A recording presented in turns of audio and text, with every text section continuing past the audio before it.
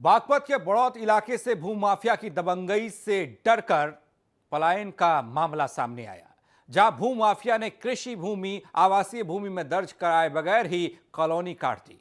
इतना ही नहीं, भूमाफिया ने बंजर और रेलवे विभाग की जमीन में भी अवैध कब्जा किया, रास्ता बना दिया और सरकारी जमीन पर कब्जा कर उस पर अपना कार्यालय खोल दिया। जब इसकी शिकायत की गई तो जान से मारने की धमकी उसे मिल गई। वो कहते हैं खत्म हो गया माफिया राज, तस्वीर कहती है माफिया बेलगाम। सरकारी जमीन पर अवैध कब्जे का खेल, शिकायत के बाद भी अधिकारी नहीं हैं बेचैन। ये जो खाली पड़ी जमीन आप देख रहे हैं, इस जमीन पर भू माफिया ने कब्जा किया है।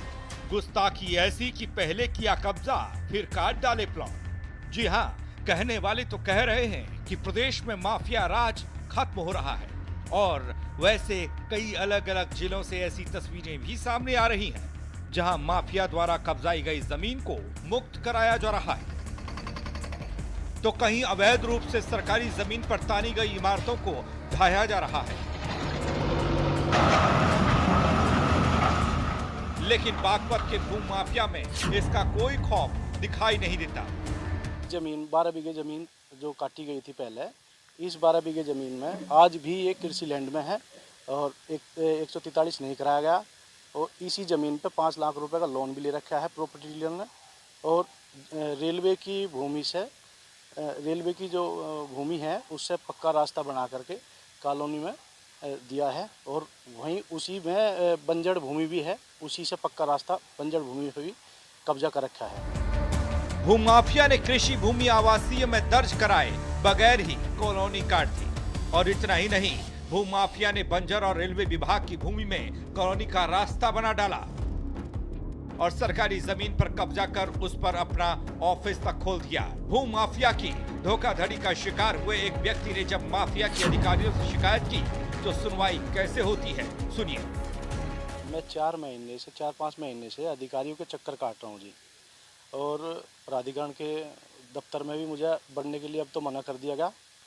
और अरविंद जी हैं प्राधिकरण के अधिकारी और एडीएम साहब हैं सचिव, उन्होंने मैं गया था दफ्तर में, उन्होंने मुझे मना कर दिया दफ्तर में, यहाँ तुम मत आना, तुम्हारी कोई कार्रवाई यहाँ नहीं होगी, ना कोई सुनवाई होगी, तुम गलत तरीके से घूमते रहते हो। जबकि मेरे पास में सब सबूत हैं और कई जगह एप्लीकेशन भी दे दी मैं। दरअसल मामला बागपत के कोतवाली बड़ौत इलाके का है, जहां बामनोली गांव के रहने वाले हरेंद्र शर्मा ने एडीएम के यहां एक शिकायती पत्र देते हुए एक भूमाफिया जिसका नाम राहुल सिंह है, उस पर सरकारी जमीन पर कब्जा करने का आरोप लगाया। तो प्रशासन इस मामले पर क्या कहता है वो भी देख लीजिए। किसी व्यक्ति के द्वारा अगर कोई अवैध प्लॉटिंग की जा रही है तो उस पर सख्त से सख्त कार्रवाई की जाएगी और सरकारी जमीन पर अगर कोई करेगा तो उसे भूमाफिया के तहत हम लोग कार्रवाई करेंगे। अगर उसमें किसी भी तरह का किसी व्यक्ति का दोषी होगा, अगर दोषी कर्मचारी या अधिकारी होगा तो उस पर भी कार्रवाई होगी और उस व्यक्ति पे भी कार्रवाई। ये तो वही रटा रटाया जवाब हो गया साहब, लेकिन प्रदेश सरकार के मंसूबों पर बागपत प्रशासन पलीता लगाने में लगा।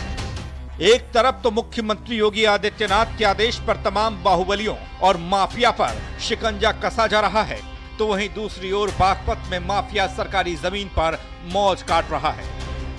बागपत से विश्वजीत, R9 टीवी, उत्तर प्रदेश, उत्तराखंड।